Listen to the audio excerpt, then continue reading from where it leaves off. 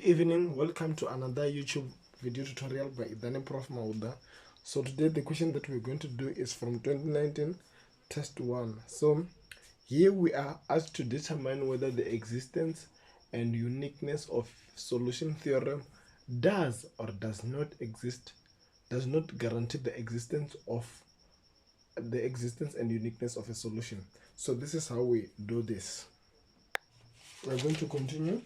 So this is how we attempt this question. So the first thing that we need to do is to identify your f at x, y. So we are given the following: dy over dx equal to square root of x minus y.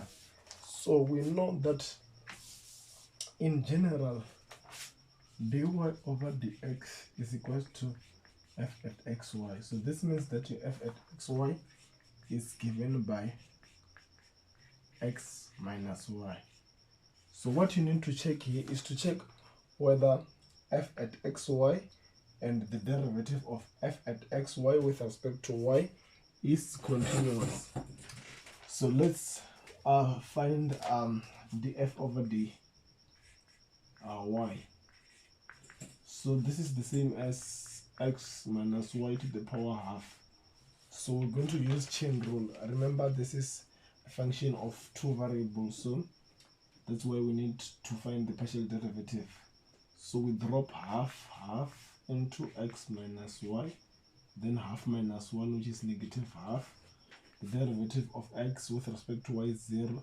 The derivative of y with respect to y is negative 1. So this is going to be negative 1 over 2 into x minus y. Sorry, I was a little bit too fast there. Let me put this as 1 over 2, 1 over x minus y to the power half, which are, and then this negative 1, we can just put this as negative 1 over that. So that's it. So from there we are given the initial. If you look at these two problems are similar, they only differ when it comes to the initial conditions that are given. Let me just put it, let me just do number A now. For number A, let's check if f at x, y is continuous. So this is the square root.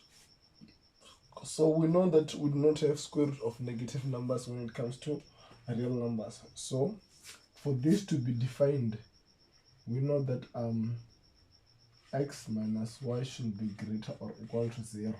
Like we do not have square root of negative number, so we find that x should be greater than y for this to be continuous. So f is continuous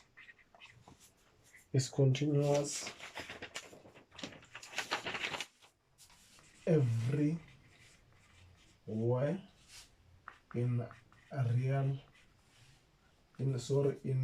from negative infinity up to negative infinity, provided that x is greater or equal to y. So that's the condition that needs to be satisfied. Now remember that here we've got we have a square root, and then this square root is on the denominator.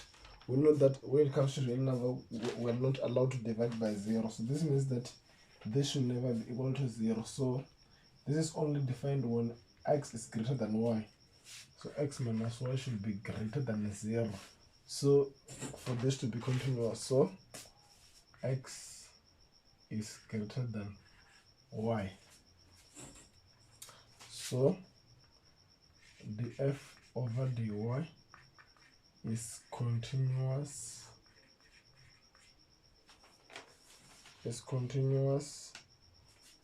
when x is greater than y.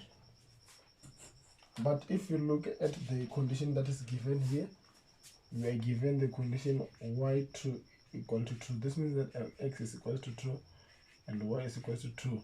So this condition won't be satisfied because 2 is not greater than 2.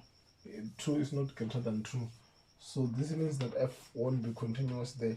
Like even if you substitute it, you start to substitute df over y is going to be negative 1 over 2 into 2 minus 2. You can see this is negative 1 over 2 into 0, which is negative 1 over 0, which is undefined. So we'll conclude that therefore, so to answer this question, you go back to the question. You copy the statement, the existence and uniqueness of a solution theorem does not guarantee the uniqueness of the existence and uniqueness of a solution. You simply copy the statement that is given. So that's how easy it is. So let's continue now. We had already found f at xy and its derivative. Now we're coming to number b. So we said dy over dx is equal to square root of x minus y. Here the only different thing is the initial condition.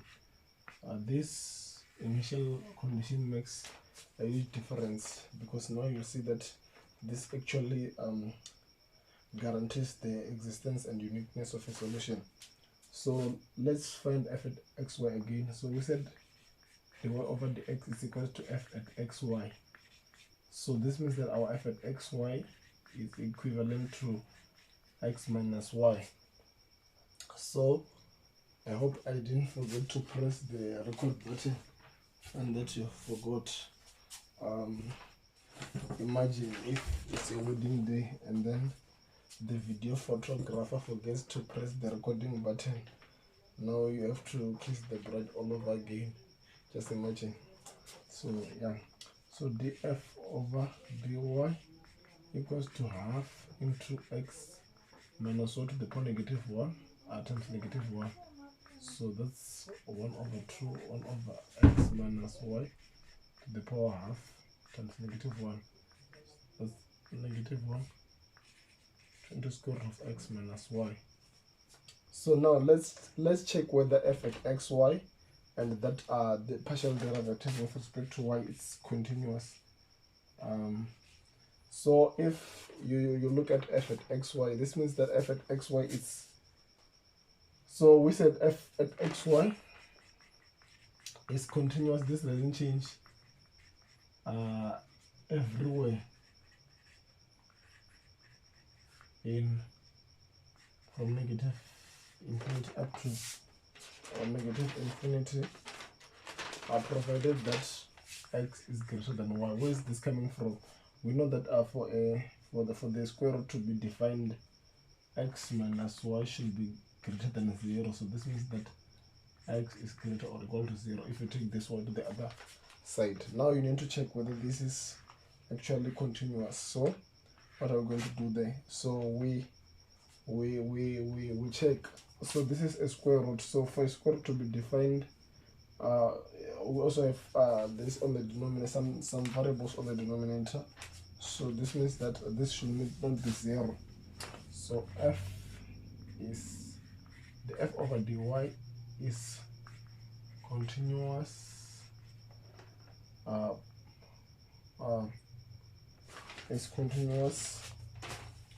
When x is strictly greater than y. So we think that this is strictly greater than y because it's greater, not greater or equal to. So we can see that 2 is greater than y. So even if you substitute the f over dy negative 1 over 2 into 2 minus 1, you can see that this is actually defined. So the conclusion here will be different. The struggle between different and difference. See, this one, dear Lavendavanje.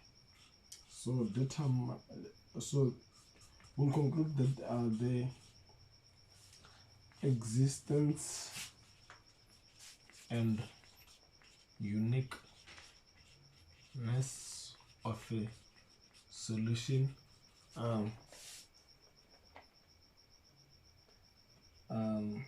theorem. You simply copy what's on the question, guys. I'm copying guarantees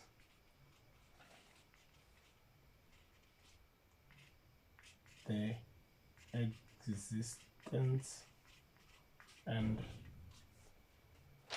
uniqueness of a solution.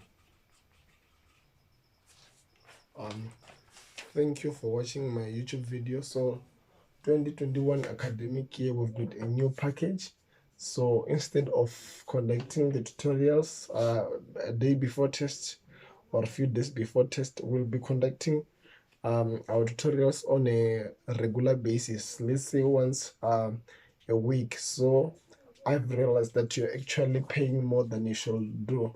On the previous on the few years back, we were striking that fees must fall. I know some of you are still in primary school, so fees must fall, tutorials fees must fall. This thing of paying like 50 rands a day before tutorial, you're spending more than you should.